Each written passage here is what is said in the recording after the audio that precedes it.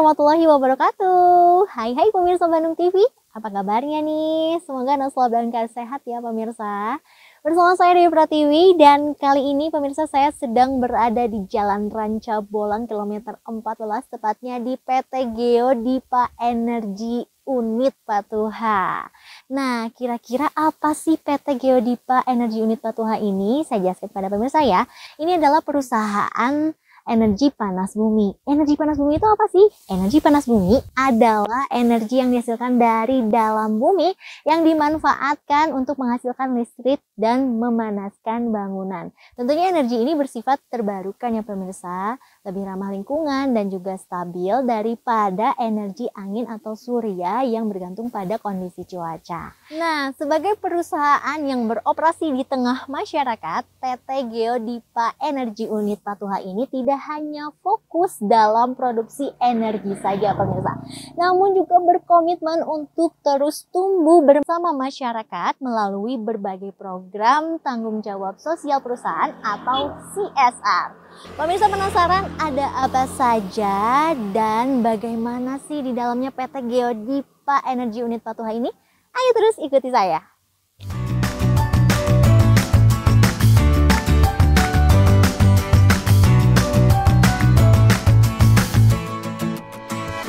Acara ini dipersembahkan oleh PLPT Patuha Unit 1 telah beroperasi sejak 2014 dengan kapasitas terpasang 60 MW. Pada tahun 2016, berdasarkan keputusan Menteri ESDM, PLPT Patuha ditetapkan sebagai objek vital nasional. Penetapan ini menunjukkan pentingnya peran PLTP Patuha dalam menyediakan energi listrik yang andal dan berkelanjutan. Keberadaan PLTP Patuha telah membawa dampak positif bagi lingkungan dan ekonomi masyarakat sekitar. Dari segi lingkungan, PLPT Patuha membantu mengurangi emisi gas rumah kaca dengan menggantikan pembangkit listrik berbahan bakar fosil. Setiap tahun, PLTP Patuha menghemat penggunaan bahan bakar minyak (BBM) hingga 141 juta liter, setara dengan 1,2 juta barel. Dari segi ekonomi, proyek ini menciptakan lapangan kerja langsung dan tidak langsung, serta mendorong pertumbuhan ekonomi lokal, pemberdayaan masyarakat, dan pembangunan infrastruktur. Pemirsa, saat ini saya sedang bersama dengan General Manager dari PT Geodipa Energi, yaitu Bapak Ruli Husni Ridwan. Sehat Bapak? Sehat. Alhamdulillah ya Pak. Kita akan berbincang nih Pak mengenai PT Geodipa Energi ini. Ya, seperti yang kita ketahui bahwa PT Geodipa Energi ini adalah perusahaan energi panas bumi. Bisa diceritakan Pak kepada pemirsa mengenai program CSR dalam operasionalnya di wilayah operasionalnya Pak? Silahkan.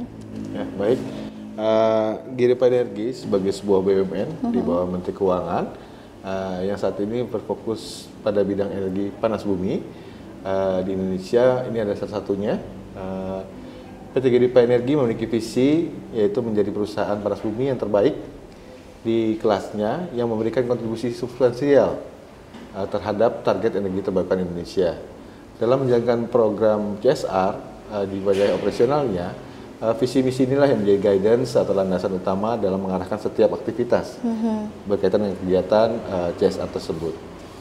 Geodipa Energi mengimplementasikan program CSR sejalan dengan misi perusahaan. Ada dua misi perusahaan yang terkait, yaitu pertama adalah mengoptimalkan seluruh potensi sumber daya panas bumi dan turunannya, serta mengakselerasi pengembangan industri panas bumi di Indonesia melalui implementasi dari ESG, pembiayaan berkelanjutan, dan aliansi strategis. Hal ini tercermin dalam kegiatan CSR yang mendorong keberlanjutan lingkungan, pengembangan masyarakat, serta kolaborasi dengan berbagai pemangku kepentingan, seperti halnya universitas, pemerintah daerah, pemerintah pusat, juga instansi-instansi lain dalam kerangka pentahelix kerjasama CSR tersebut. Salah satu contohnya adalah pengembangan Kampung Derikius ini, yang tidak hanya memanfaatkan potensi sumber daya panas bumi secara langsung, tetapi juga menghadirkan manfaat nyata bagi masyarakat sekitar. Pengembangan masyarakat di Kampung Derikius menjadi wujud implementasi misi tersebut, di mana masyarakat lokal turut dilibatkan sebagai pengelola proyek ini. Juga menunjukkan bagaimana kolaborasi dengan berbagai stakeholder, termasuk pemerintah daerah, akademisi, komunitas lokal, dapat mempercepat terwujudnya Kampung Derikius ini. Tidak lupa juga beberapa badan usaha milik negara juga badan usaha swasta di lingkungan Jawa Barat ikut terlibat di dalam pengembangan dari kampung Dairekius tersebut. Poin kedua dalam misi yang dapat dikaitkan dengan CSR ini adalah mendukung pemerintah Indonesia dalam mengurangi hambatan pengembangan industri panas bumi sebagai badan usaha milik negara, Panas Bumi Indonesia, dan juga sebagai Special Mission Vehicle Kementerian Keuangan Republik Indonesia. Jadi kata kuncinya adalah sebagai debottlenecking atau pengurai hambatan pengembangan panas bumi di Indonesia. Program CSR KDI ini menjadi bagian dari kontribusi aktif perusahaan dalam mendukung kebijakan pemerintah, khususnya dalam mempercepat transisi energi yang bersih. Salah satu wujud nyata dari upaya ini adalah pengembangan kampung Dairekius yang memanfaatkan energi panas bumi secara langsung untuk keperluan masyarakat. Kampung Dairekius menjadi langkah konkret dalam mempercepat transisi energi bersih di tingkat lokal. Teknologi pemanfaatan langsung panas bumi ini telah memberi dampak positif bagi kehidupan bermasyarakat. Antara lain pertama adalah contoh nyatanya adalah pengeringan teh menjadi lebih efisien, ramah lingkungan, yang semula menggunakan solar saat ini dapat menggunakan energi bersih panas bumi, sehingga menumbuhkan peningkatan produktivitas sekaligus menjaga kualitas dari hasil produksi teh tersebut. Yang kedua, kolam ikan contohnya. Dengan pengkondisian ekosistem air bagi perikanan, itu sudah dapat dibuktikan bahwa pertumbuhan ikan menjadi lebih sehat dan lebih cepat, yang berdampak langsung pada peningkatan produktivitas dan pendapatan tentunya bagi masyarakat. Yang terakhir mungkin sebagai contoh adalah untuk pengeringan makanan. Ini cukup menarik karena seperti halnya industri pengolahan makanan yang sudah kita bina dalam 5 tahun ke belakang, untuk pengolahan makanan keripik, rempah, hasil olahan lainnya itu menjadi lebih higienis dan kualitasnya tetap terjaga berkat suhu yang stabil sepanjang waktu dari produksi tersebut.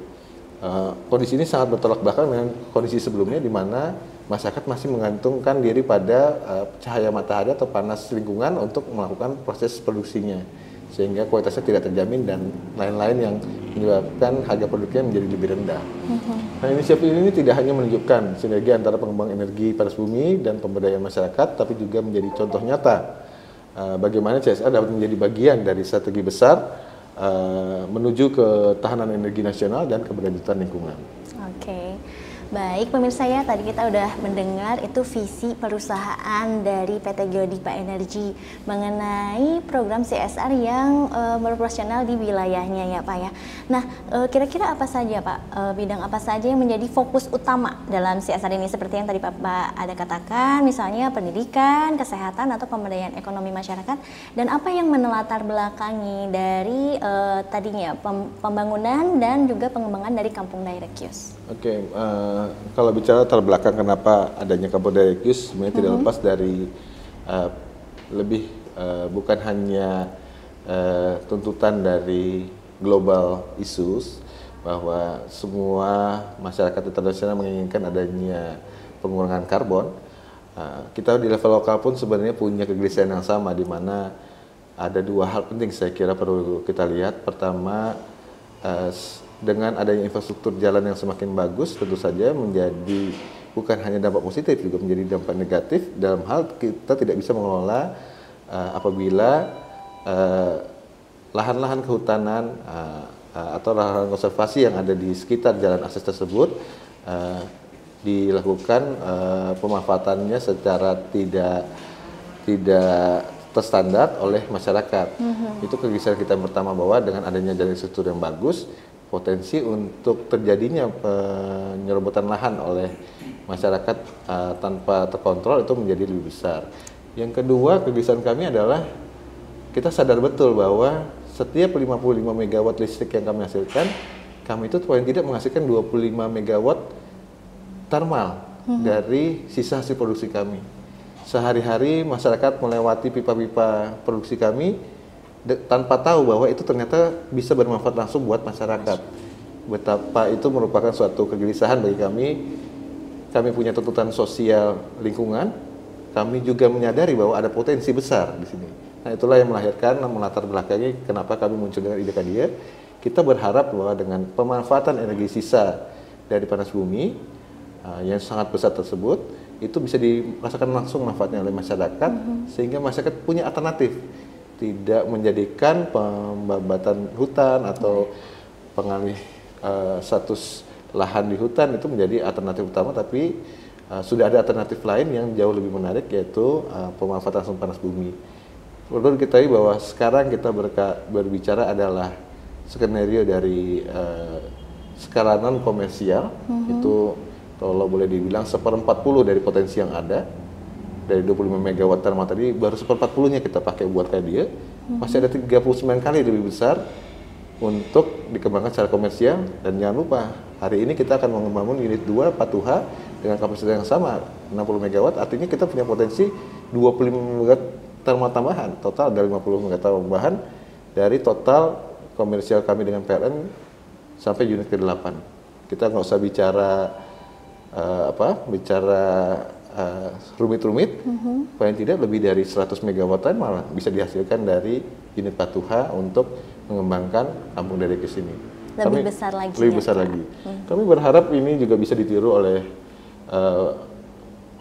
wilayah kerja panas bumi lainnya yang ada di tetangga kita di Jawa Barat, seperti Wayang yang sudah berproduksi jauh lebih besar daripada kami 55 mega. Wayang sekarang sudah bicara angka 270 mega, Kamojang sudah bicara 30 mega. Tentu saja potensi dari kita juga semakin lebih besar dibandingkan Patuha. Kami berharap bahwa ini adalah langkah kecil kami untuk bisa bekerja sama dengan pemerintah daerah dan seluruh stakeholder dan menjadi contoh nyata, seeing is believing. Jadi kami berharap bahwa teman-teman bisa melihat bahwa Kadia mampu merefleksikan bahwa ide-ide itu dapat berjalan, dan saya berharap bahwa ke depan menjadi motivasi bagi pengembang panas bumi lainnya untuk juga memanfaatkan pemanfaatan langsung panas bumi ini secara lebih luas lagi di lapangan masing-masing.